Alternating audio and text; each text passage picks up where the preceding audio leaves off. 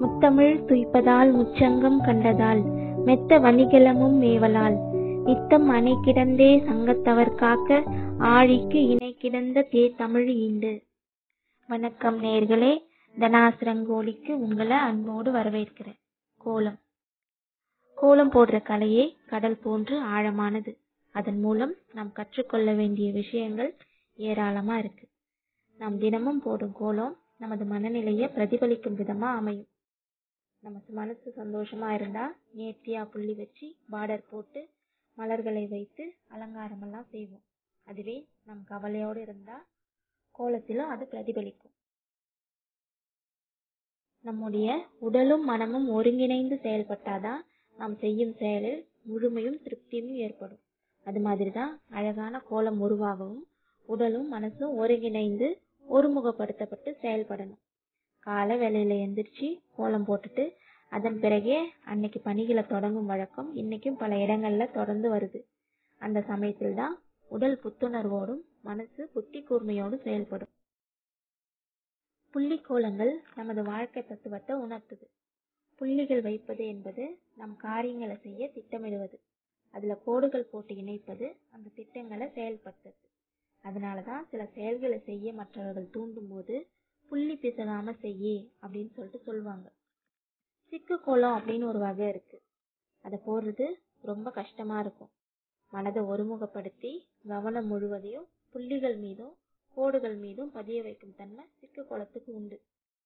சிக்கு கோலம் போட பழகி கொண்டவர்கள் வாழ்க்கையில எந்த சிக்கலும் இல்லாம சாமர்த்தியமா தப்பிச்சிடுவாங்க. கோலம் போடுற கலைய தவத்துக்கு ஈடா சொல்றாங்க.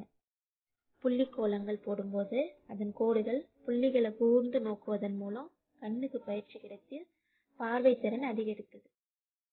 ரங்கோலி போடும்போது ஓவிய திறமைய முழுமையா நம்மளால வெளிக்கொண்டு வர முடியுது. நீங்க எந்த கோலம் போட்டாலும் உங்க மனசை ஒருநிலைப்படுத்தி அதை ஒரு தியானம் போல செய்யுங்க. அப்படி செய்தா உங்கள் மனதில் என்ன நினைக்கிறீர்களோ அது அப்படியே கோலமா மாறிடும். நீங்க எந்த கோலம் போட்டாலும் அது மற்றவர்களை பேச வைக்கணும். அந்த அளவுக்கு சிறப்பா போடுங்க. இந்த காணொளி உங்களுக்கு பிடிச்சிருந்ததுன்னா விரும்புங்கள், பகிருங்கள், மறக்காம உங்களோட ஆதரவை தெரிவிங்கள். அதாவது சப்ஸ்கிரைப் பண்ணுங்க. அப்பதான் என்னுடைய அடுத்தடுத்த காணொளிகள் உங்களுக்கு அறிவிப்பா வரும், அதாவது நோட்டிபிகேஷனா வரும். வாழ்க தமிழ், வாழ்க வளமுடன்.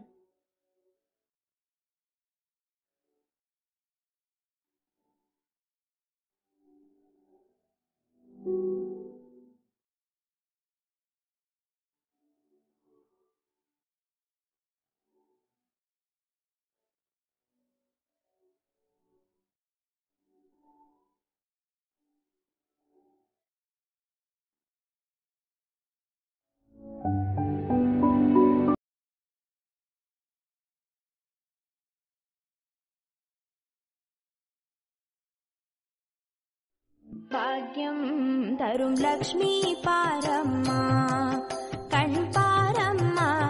பாக்யம் தரும் லக்ஷ்மி பாரம்மா, கண் பாரம்மா.